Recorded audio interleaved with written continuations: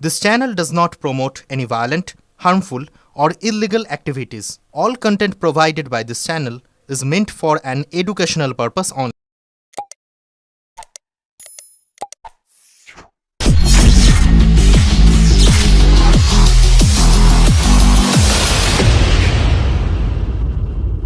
আমি চণ্ডীতলার বিধায়ক সাথী খন্দকার।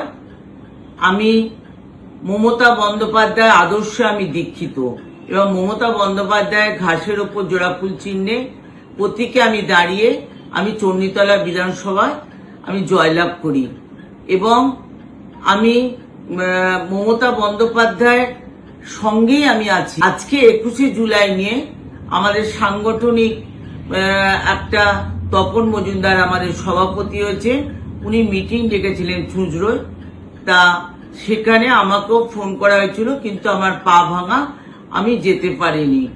উনি যা পারলেন তাই বললেন।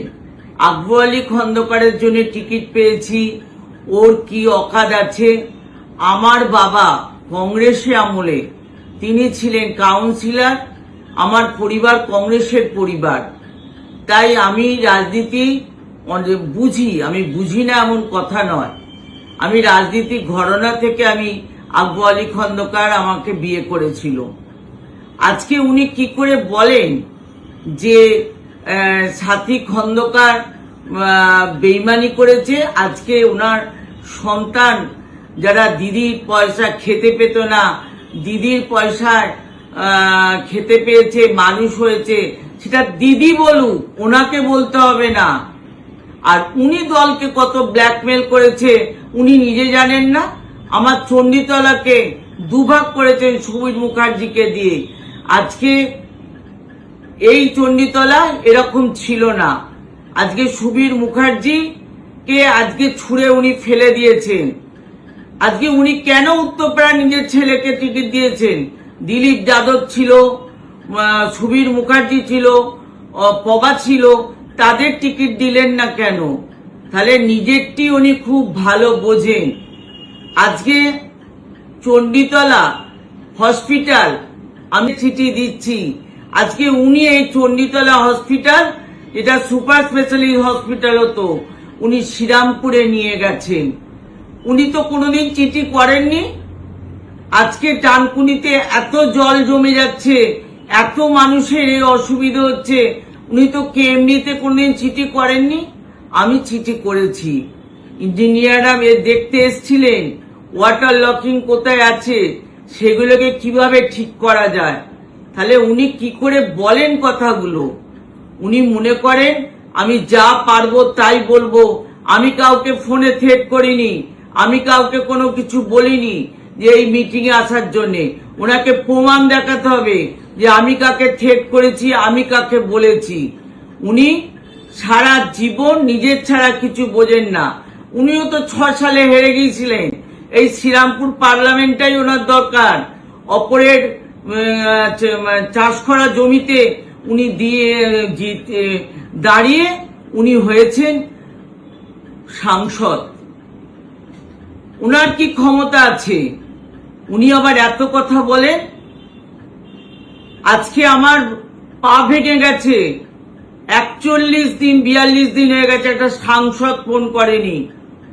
আমি যখন সবাই যখন শপথ নিয়েছে, কেউ আমায় একবার ফোন করে খবর নেয়নি সাথী কেন শপথ নিতে এলো না। আমি দিদির বাড়িতে ফোন করেছিলাম। আমার যখন হার্ট ফেলিওর হয়ে গেছিল, আমি বেডে আসার পর আমি দিদিকে শোভনদাকে ফোন করি। শোভনদাকে ফোন করার পর শোভনদা বলল সাথী তুই দিদিকে ফোন কর। তখন আমি বললাম দিদির ফোন নাম্বার 15 বছরে আমার কাছে নেই। আজকে উনি কি করে বলেন? আমি ফোন করেছিলাম দিদির ল্যান্ড ফোনে, তখন সুভাষিস বাবু বলে কে একজন ফোন ধরেছিলেন, ধরে বলেন আপনি ফোন করুন শোভনদেব চট্টোপাধ্যায়কে। আমি বলেছিলাম আমি শোভনদেবদাকে ফোন করেছি, আপনি এই কথাটা বলবেন যে আমি আকবরের বউ, আকবর অনেক পুরনো দিদিকে, যে আমি শপথ নিতে পারিনি, আমার পাটা ভেঙে গেছে। উনি বললেন আমিও পুরনো, বলে ফোনটাকে ধপাং করে কেটে দিলেন। তাহলে আমার প্রতি কি অন্যায় অবিচার হয়েছে। 21-এ আমার ছেলেকে কিভাবে কল্যাণ বন্দ্যোপাধ্যায় যাতা কথা বলেছে, উনি কোনোদিন ছাড়েননি, যা পারেন তাই বলেন। ওনার যে রাইট হ্যান্ড পাপ্পু, উনি কেন 5তলা হোটেলে গিয়ে মিটিং করতে গেলেন, তাকে কিছু বললেন না উনি? আজকে আমাকে বলছে ঢুকতে দেবো না। আমার বিধানসভায় আমি ঢুকবো কি না ঢুকবো ওনাকে কৈফিয়ত দেবো নাকি? উনি নিজের পার্লামেন্টে আসুক, নিজে এসে মিটিং করুক, বড় বড় কথা উনি চুঁচড়োই বললে হবে না।